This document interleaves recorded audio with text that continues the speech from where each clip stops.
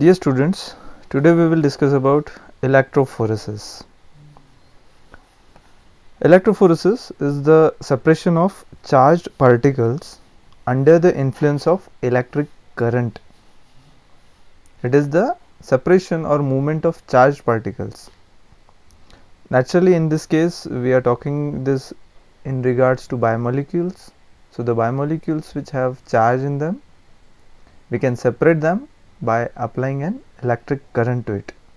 So, the technique is regarded as electrophoresis, that is separation of charged particles under the influence of electric current.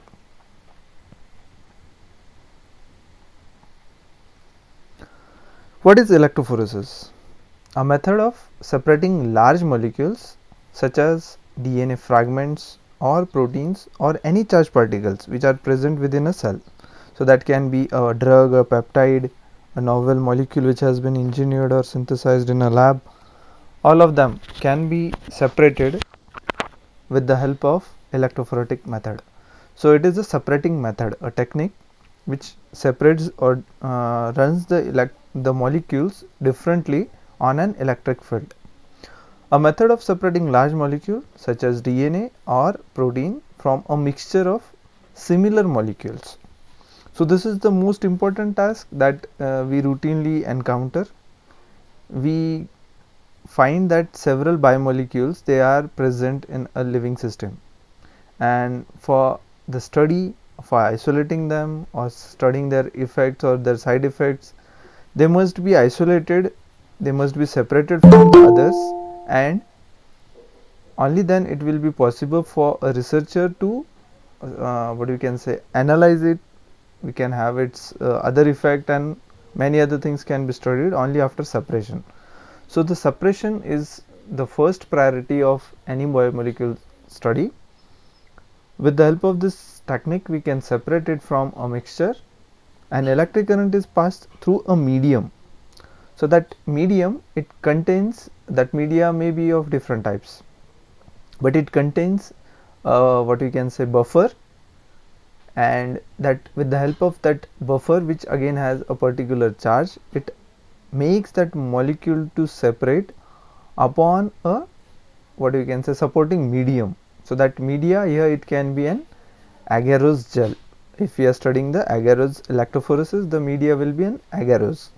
So, agarose is nothing but a gel, what we can say, it has a gel like structure. When we heat it, it is melted down, and if we allow it to cool, it gets solidified. So, it has dual nature.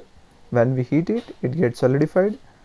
When we allow it to cool, it gets when we heat it, it gets melted, and when we cool it, it gets solidified. So, using such a media, on surface of that media, which is again neutral or which do not alter the molecule which we are interested to separate, and under the influence of electric current, again for that we also require an help of a buffer. The molecules, the biomolecules, they are separated from one another.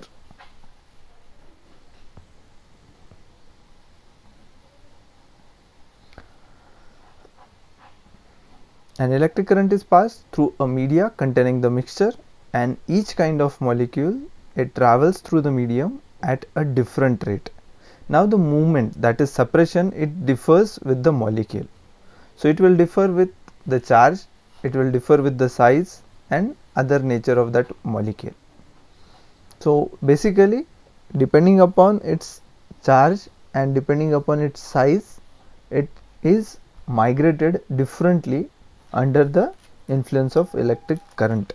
So, this phenomenon is employed, or it is the basis for separation of biomolecules within an electric current. So, an electric current is passed through a medium containing the mixture, and each kind of molecule travels through a media at a different rate depending on its electrical charge and the size of that molecule. Separation is based on these differences, that is size and charge. Agarose and acrylamide gels are the media commonly used for the process of electrophoresis. As we have discussed, agarose is a gel, acrylamide is another type of gel which is used for the separation of smaller molecules, or to be more clear in that, it is for the separation of the molecules which differ from one another in a very less molecular weight, or very they differ very what we can say, uh, say there are two proteins, or say there are two molecules, nucleic acids, which differ from one another in say one or two nucleotides, as in case with RFLP, or in case with SNPs, here where the molecules may be of very small size.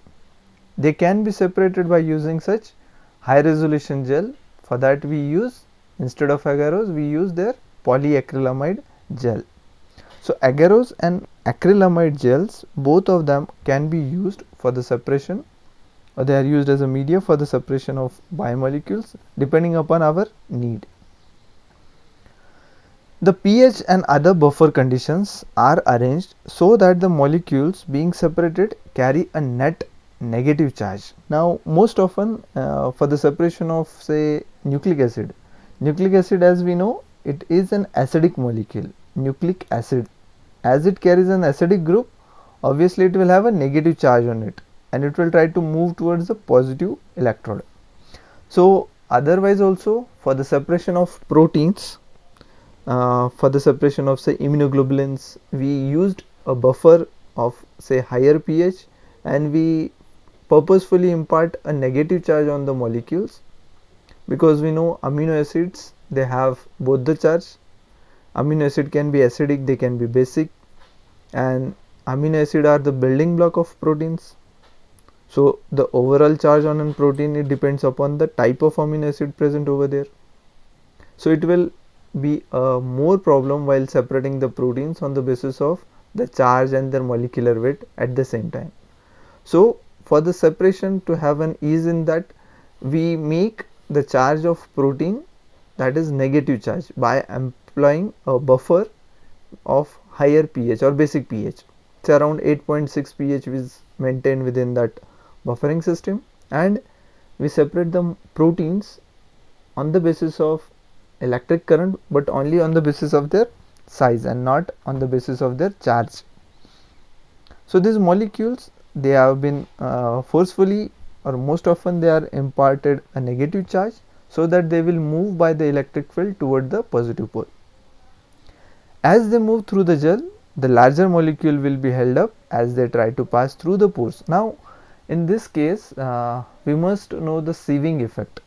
We know this agarose, they are small granule like structures, so we can consider them as like a sieve like molecules, or small molecules which are having porous structure within, and these molecules, the biomolecules, they get entered inside that molecules. So considering them like granules which is having a cavity within it, the small molecules, they enter within that molecule, that granule, it gets separated out of it, then again it enters in another molecule and it gets separated.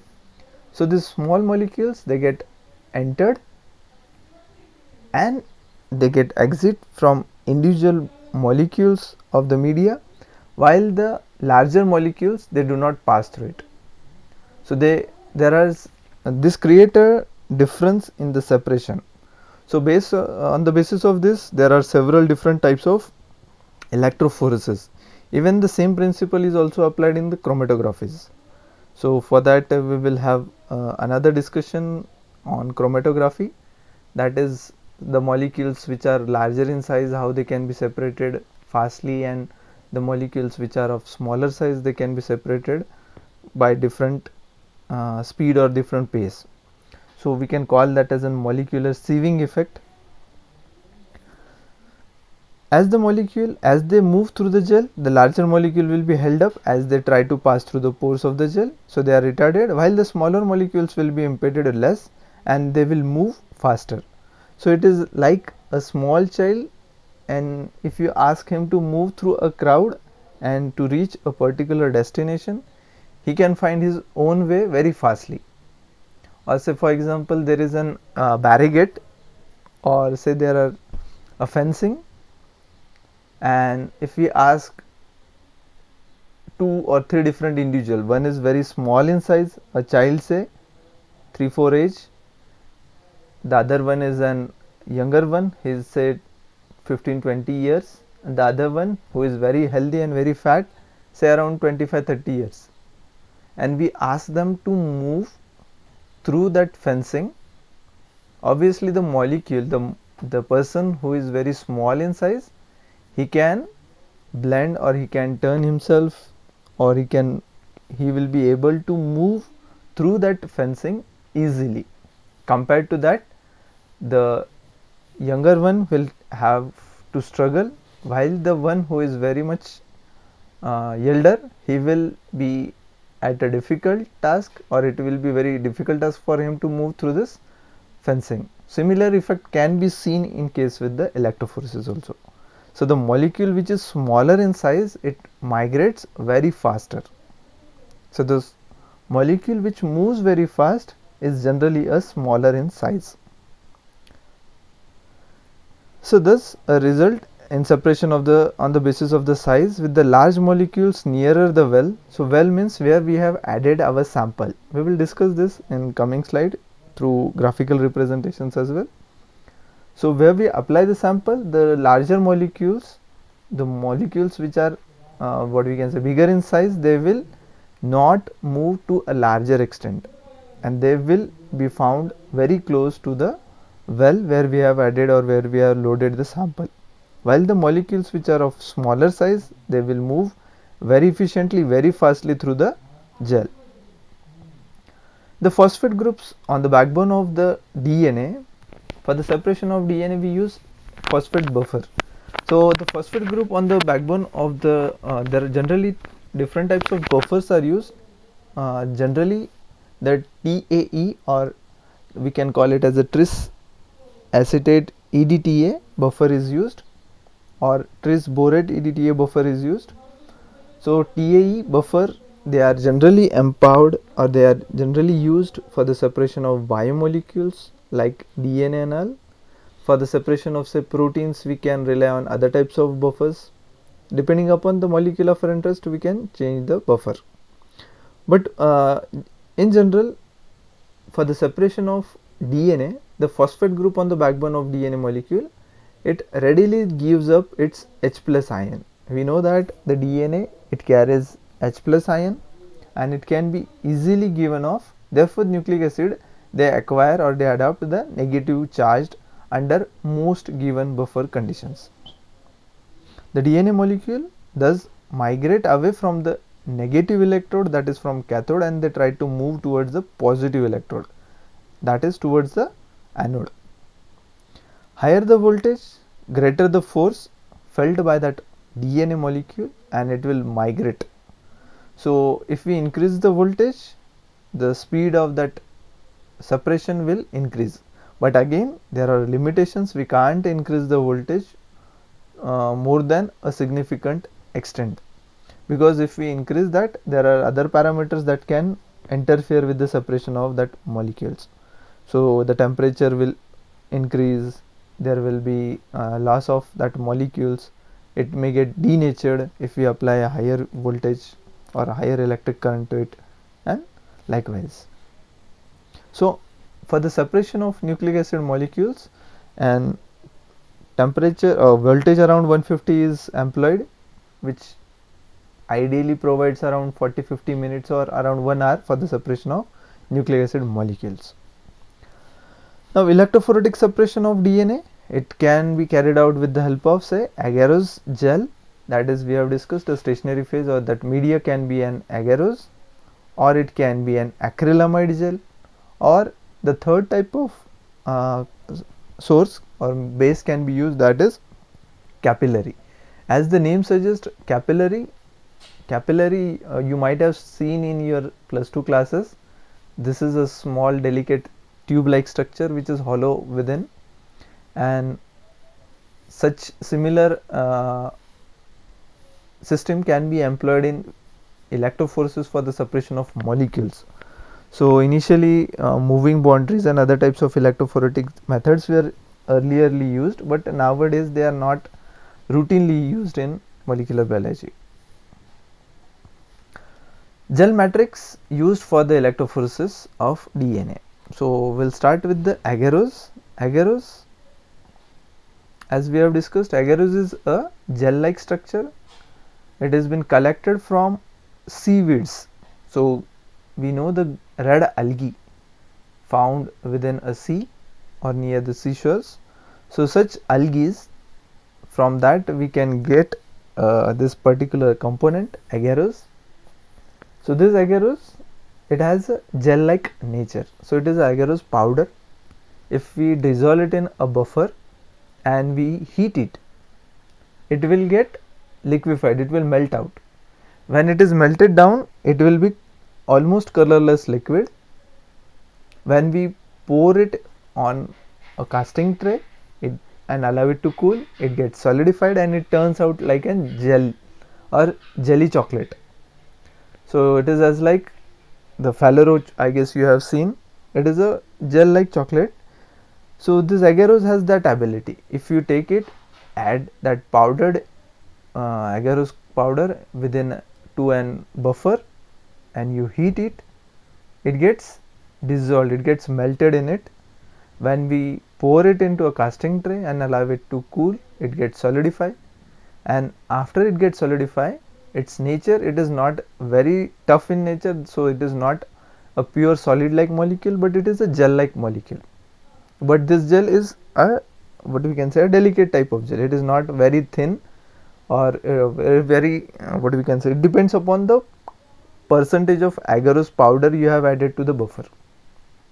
So agarose gel have fairly large pore size. Now this agarose, as we have discussed, for the separation of large molecules, this agarose gel is used.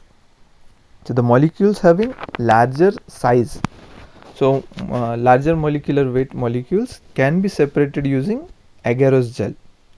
So this agarose gel, they are employed for the separation of larger DNA molecules, like in case with for the separation of, or technique you guess you have learned in your earlier classes also, RFLP, restriction fragment length polymorphism. So these are the markers used for the identification. So for separation of such molecules, we can use this type of gel, agarose gel. While polyacrylamide gel, they are used to obtain high resolution and for the separation of smaller DNA molecules, like in case with the STR. So these are the short tandem repeats can be seen within a individual, that individualizes a person from the other one.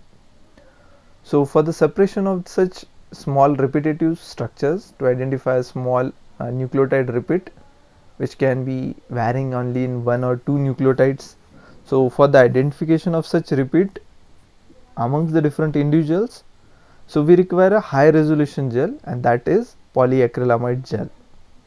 So it is made up of acrylamide joined together with another bisacrylamide, it forms an polyacrylamide gel. So as we have discussed, polyacrylamide gel is used to obtain high resolution separation for smaller DNA molecules such as STR analysis and DNA sequence analysis.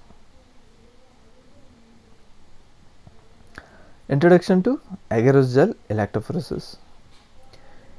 Agarose gel electrophoresis, yield gel, the semi-quantitative and qualitative analysis of isolated DNA. So we know that we can isolate the DNA from different biomolecules or from different living molecules, say bacteria, plants, animals, yeast, or any other molecules. So after we have extracted that DNA, we must quantitate it. That is how much amount of DNA has been present. For that we can rely on other methods also, like the spectrophotometric methods. Using that we can quantitate it. And next is, we can also determine the quality of that molecule. So if we are interested in extraction of DNA, but while extracting the DNA, there is a chances that some other component, non DNA component like proteins or RNA, the mixture of other molecules may be present in an that molecule, the extracted molecule. So to determine the quality of the extract, the DNA which you have extracted, We can again use some instruments like nanodrop and all to determine the quality of the DNA. So for that we used a 265 to 80 ratio and determine the purity of that DNA. So yes, for the identification of the purity, for the to identify the quantity and to quality, to check the quality of that isolation or extracted DNA, we can use agarose gel.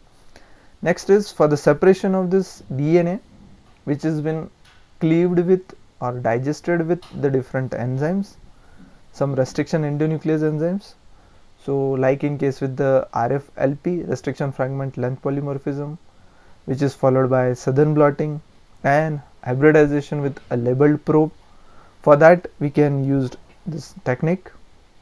Post amplification, say in our earlier lecture we have discussed about the PCR, where we can study that, or where we can amplify or we can make a copy of the available DNA sample. So whether that sample has been amplified or not, to check that ampli check, we can use agarose gel electrophoresis. So this is a gel, these are the wells and these are numbered. So on this right hand side we can find there are some linings and there are some bands in it. So we call this as in bands. So this particular is a ladder, molecular weight ladder, means this is a known molecular weight bands.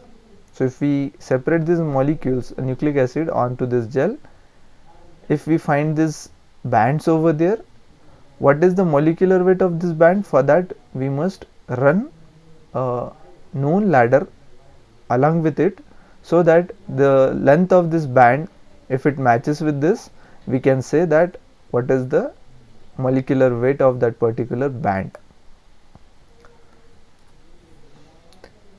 An electrophoresis chamber, so it is this particular apparatus, it consists of several other components along with the electrodes. It has a chamber, a power supply where a fixed amount of or a continuous amount of electric current has to be supplied, so power supply. A gel casting tray where we can prepare a gel, even gel, thin and even gel can be prepared, which is available in variety of size depending upon what is the length of that particular apparatus, or what is the size of that particular DNA which we are interested to separate, whether it is the bacterial DNA, whether it is human DNA, whether it is plant DNA, or whether it is a technique. It depends upon that we can design the size of that, or we can design the length of that particular tray, which are applicable in varieties of size and composed of UV transparent plastic. Next is the combs. So there are in order to prepare a micro wells within that gel, we used this particular structure called as a comb. So we'll have this in another slide, we will have all this thing we will discuss over there. When initially when we have taken that agarose powder and added in a buffer, allowed it to melt, or when we have heated it within a microwave oven, when it is in its liquid form and we have poured it into a casting tray, at that time we can, or we must insert the combs within that liquid or molten gel. After that, when we allow it to set or allow it to dry, what happens? The micro wells, they are formed within that molten gel.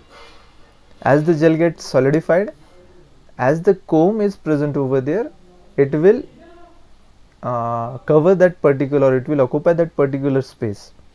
After the gel is set, say after 5 or 10 minutes, it gets set, solidified, we can lift up that comb and we can find a small wells that can be created within a gel. Next is the electrophoretic buffer that is required. As we have discussed, two buffers are routinely used, tris EDTA or tris borate EDTA buffer. So TAE or TBE, these are the two major buffers which are used or employed in electrophoresis for the separation of nucleic acids. Next, something which is required in order to identify the DNA whether it is separating or not.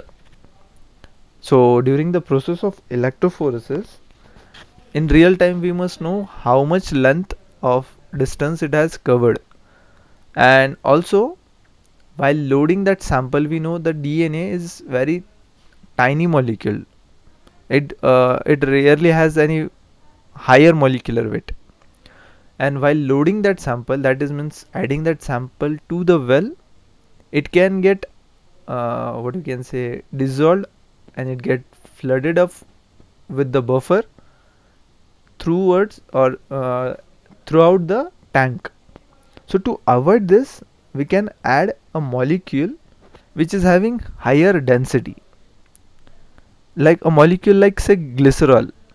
So the reason to add this glycerol or sucrose like molecule to uh, this molecule biomolecule of our interest is these molecules are having higher molecular weight, plus they are inert, that is they do not interact or they do not react with the molecule of our interest, so they give weight to our molecule. So therefore we call it as a loading buffer. So loading buffer is something which it is something like if you want to sink something in an pond. Say for example we have a stick, or we have something a disc which is very rarely, or it is very hard for the molecule to get sink inside the water body. What we can do is we can attach, or we can add a sting, or we can attach a stone to it. So what that stone is doing to that plate now or disc now, it is giving weight to that molecule. So loading, that means which imparts extra weight onto that molecules, and for what, only for that molecule, so that it gets settled or get entered within that small micro well. So inert molecules like glycerol or sucrose are used for the loading purpose. So loading buffer which contains something dense to allow the sample to fall into the sample wells, and one or two tracking dyes. So tracking dyes is something which can, if we have added a buffer which has increased the weight of that molecule, as well as if it has a color in it, so it will be very easier for us to identify that yes, that molecule has settled within that well. Also when we have applied the electric current and we are willing to see that whether the molecule is moving or not, it is separating or not, so we can add a coloring dye to it. So that coloring dye is also regarded as a tracking dye, is again of very less molecular weight, it should be inert in size, it should not react with the molecule of our interest, and as the name suggests, it is a tracking dye. It helps to identify that molecule is moving within that electrophoretic tank under the influence of electric current. So a loading buffer which contains something dense to allow the sample to fall within a sample well, and something next, that is one or two tracking dye which migrate in the gel and allow a monitoring or how far electrophoresis has processed to check it. We can add such type of dyes to it. Even the dyes like fluorescent dye, fluorescence means you all know that a molecule, it absorbs a particular wavelength of light, it gets excited to its transition state, and while coming back to its ground state, it emits an extra amount of light. So that is the fluorescence, we can call it as a fluorescence. So such dyes can be used even for the identification purpose. So one of them is ethidium bromide. So it is intercalating agent. Apart from ETBR, cyber green, cyber gold, these are some other types of dyes which can be used. In fact, more routinely nowadays they are used because there are issues related with the ethidium bromide. Ethidium bromide, they are intercalating agents and they are carcinogenic in nature. They can lead to cancer. So instead of ethidium bromide, cyber green or cyber gold type of dyes are nowadays preferred in electrophoresis. After the separation has taken place, a trans illuminator, or we can call it as a gel dock system, or photo documentation system can be used to visualize whether the molecule has separated or not. Now next thing is the separation of DNA fragments within an agarose gel. Now the fragments of linear DNA, they migrate through the agarose gel with a mobility that is inversely proportional to the log of their molecular weight. So the molecules which are say spherical in size, they can move fastly. The molecules which are linear in size, again they are in their fully extended form, so it is very hard for them to move through this gel. Again the sieving effect is we have discussed in earlier slides. Next, agarose concentration. So the amount of agarose powder which we add to the buffer, it determines the concentration of that particular gel. By using gels of different concentration of agarose, one can resolve different size of DNA fragments. So higher concentration of agarose, that is we have taken larger quantity of powder and added in an buffer. Say we have taken 10 ml or say 50 ml of buffer and we have added say 2 gram of agarose powder. So comparatively it is larger quantity, 2 gram of powder we have added. So because we have added a large quantity, the concentration of that agarose within that buffer is higher, so we call it as a higher concentration. So this higher concentration agarose gel, it facilitates the separation of small DNA molecules. While if we have taken that 50 ml of buffer and we have added only 0.5 gram of agarose powder to it, what will happen? The pore size will be of larger and it will be useful for the separation of large DNA molecules.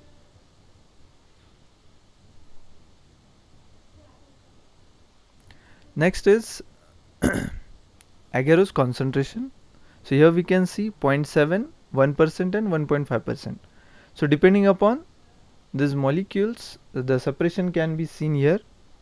The molecules agarose of different concentration, it separately or it differently separates the molecules of our interest.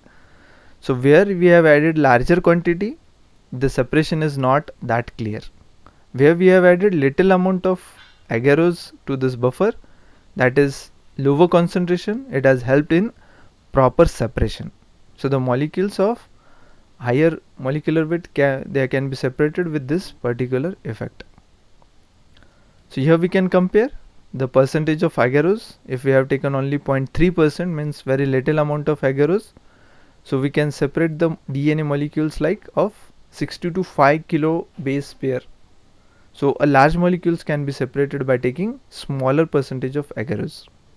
As we keep on increasing the percentage, say 0.3 to 0.6 we have taken, so the DNA molecules of 20 to 1 kb can be separated.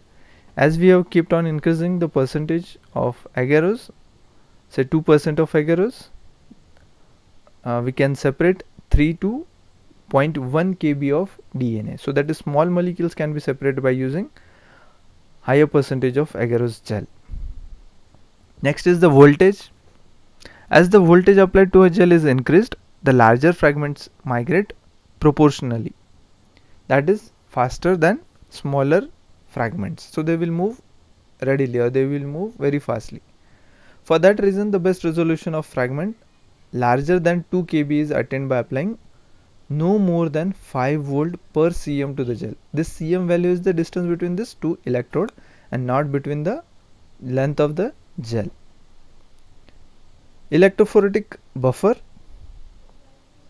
Several different buffers have been recommended for electrophoresis of DNA, but most commonly, as we have discussed, TAE or TBE, that is tris acetate EDTA or tris borate EDTA buffer, they are generally employed. The DNA fragments will migrate at somewhat different rate in these two buffers due to the differences in the ionic strengths. Buffer not only establish a pH but provide ions to separate conductivity. If you have mistakenly used water instead of buffer, there will be essentially no migration, because sometimes this has been studied or it has been identified while preparing the gel, instead of taking buffer, some of the researcher or some of the students mistakenly they take water. So water, again, it has ions in it and it do not help in the separation. So for the separation in electrophoresis we require a buffer. Similarly, if you use concentrated buffers, so say for example higher concentrations, 10x means 10 times the concentration that is required, so that is called as a stock solution. So enough heat may be needed for the gel to melt it. So all these things will hamper the proper electrophoretic separation. So here we can find this is an electrophoretic apparatus. Here we can attach a electrode, negative electrode, here is a positive electrode. Here we can place our gel. This yellow color is the buffer. These are the small tiny wells which can be formed. More easily can be seen in next figure.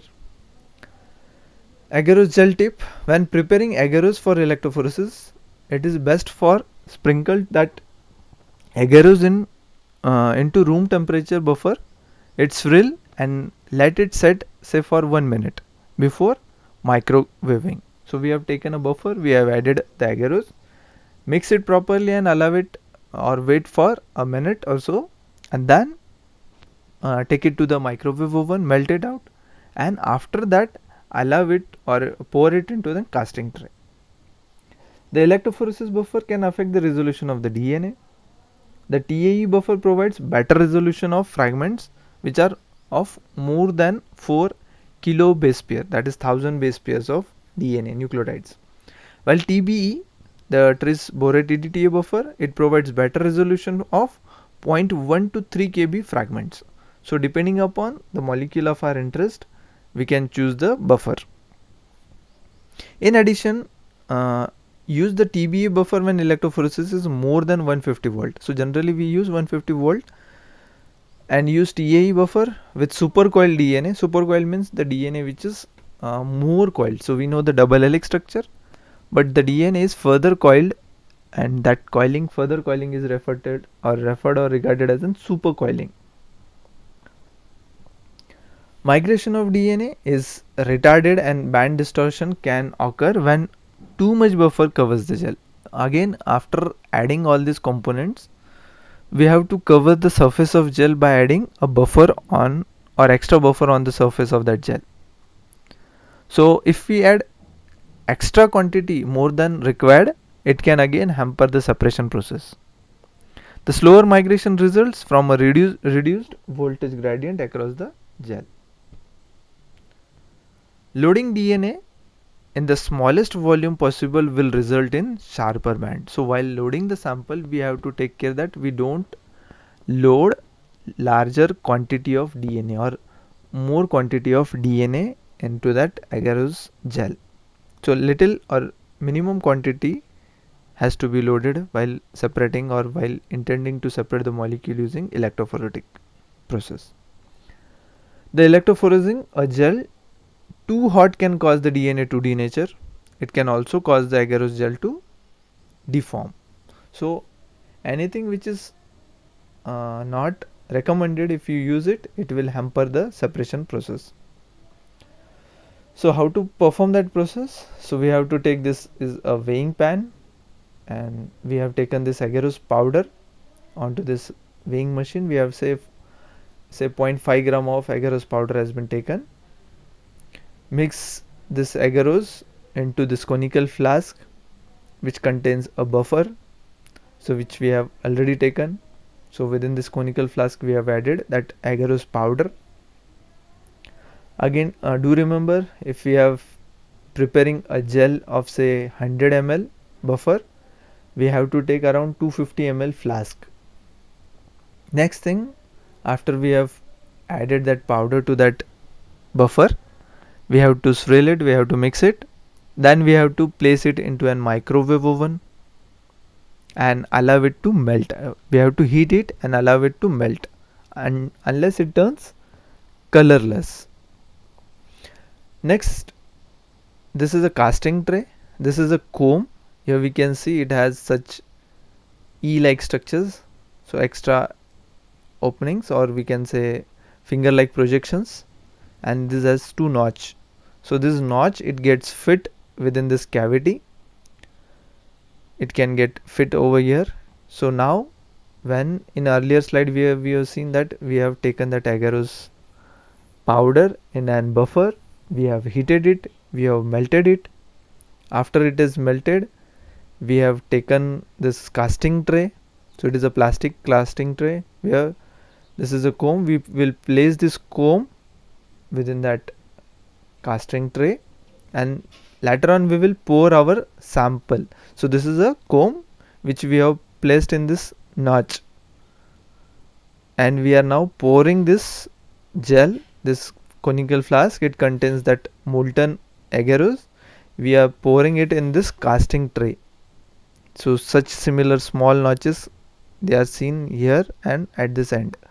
So on this end we have added this comb, and we are now pouring this gel.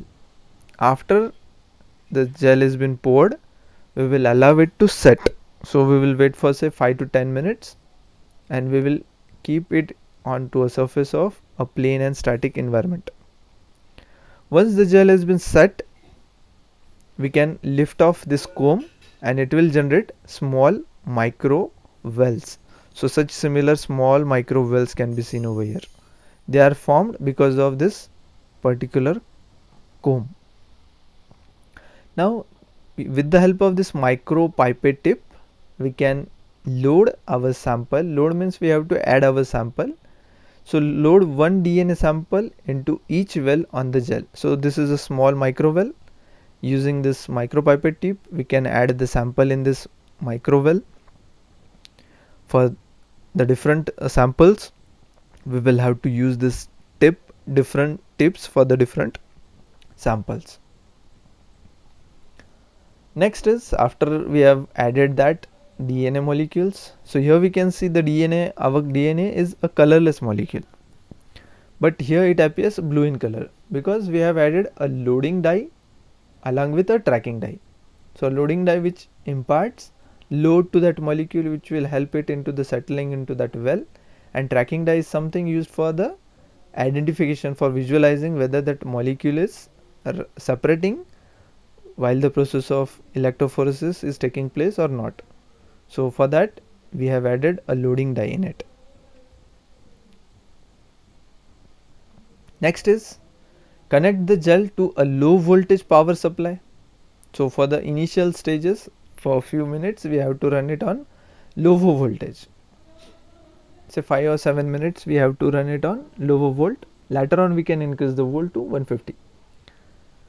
After the samples are loaded, slowly fill the gel with 1x buffer.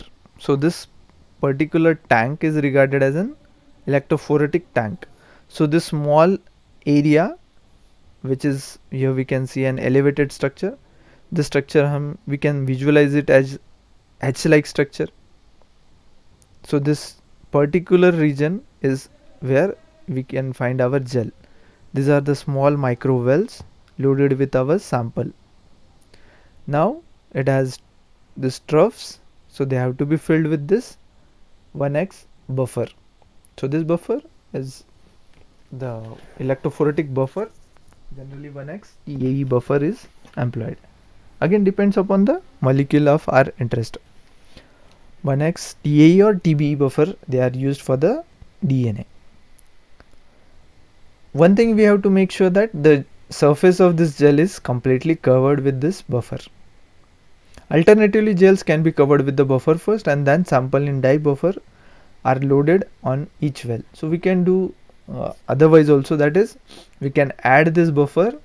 So we have collected this gel which is not loaded with the sample, we have placed it in this tank, we have added that buffer, and later on we have loaded our sample into this micro well. So either of the method can be employed for loading the samples. Next is turn the switch on the power supply to the off before connecting the electrophoretic chamber. So these are the electrodes which we have to connect now. This is a lead or cover. First of all, we'll have to turn off this power supply. We have to turn it off. We have to plug it into the surface of as per the recommendations. Place the lead tightly on the chamber and plug the electrical leads on into the recessed output jacks of the power supply. So on this power supply or power pack we can find these are the outputs. These are inputs on the electrophoretic tanks. Plug the red to the red jack and the black to the black jack. Next we have to select, or we have to turn the knob to 150 volt. So 150 voltage current is required, and it takes around 1 hour for the separation of this molecule of our interest, that is DNA. Turn the power switch on. The blue migration die should move towards the positive electrode, that is it should move from this side, this end to this end. Because the DNA carries negative charge, it should move towards the positive electrode.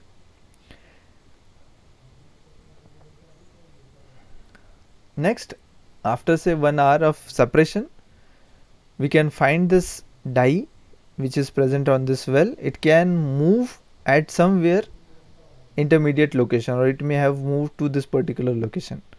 So it may take around 1 hour, say 50-60 minutes. After that we can lift up that gel. After wearing this gloves and all, we have lifted that gel and placed on this transilluminator. So transilluminator is nothing but apparatus or instrument which has UV lamp in it. After completion of this run, add the DNA staining material. That staining material can be, as we have discussed, it can be ETBR or cyber green or cyber dye, which can be used for the visualization of the DNA under UV light, which gives fluorescence. So ETBR, ethidium bromide, is routinely used across the world for the quantification of the DNA. It is called as an intercalating agent. So it gets fit within the what we can say stack. It gets stacked between the ladder of DNA. So ethidium bromide, this compound contains a planar group that intercalates. So you can remember this word intercalates. You have to note it down. Intercalate means it gets stacked between the ladder of DNA. The orientation and proximity of ethidium with the stacked base can cause a dye to display by increasing the fluorescence compared to the free dye. As the quantity it gets, or as it gets embedded, or it gets fit within a DNA, when exposed to UV light it gives fluorescence. So when exposed to UV light, say around 254 nanometer, it absorbs the DNA and transmit to a bound dye. So the energy is re-emitted at 595 nanometer in the red orange region of the spectrum. Ethidium bromide is usually prepared as a stock, that is 10 mg per ml in water, stored in room temperature and protected from light. So otherwise also all the coloring agent or colored compounds, they have to be prepared and they have to be stored firstly either in the amber color bottle, or they have to be properly covered with the silver paper foils or something like that, because the colored compounds, they react to the light and they may lose their activity. The dye is usually incorporated into the gel and running buffer, or conversely the gel is stained after running by soaking in a solution of ethidium bromide, say 0.5 microgram per ml for 30 minutes. So either of the method we can use. So while preparing the gel we can add this ETBR, or after completion of separation we can soak that gel in an ethidium bromide stain. The stain is visualized by exposing it or irradiating it to the UV light, where in transilluminator or within a gel dock system we can see it, and we can have a photograph of that particular gel or that image. The usual sensitivity of detection is better than 0.1 microgram of DNA. So such types of bands can be seen after the gel has been run. If we have added ethidium bromide, we can find such types of bands. So these are the bands, these individual lines, they are the bands. So you have somewhere was the well where we have loaded our sample and it has moved towards opposite electrode. So such structures can be seen when we have added the ethidium bromide to our gel.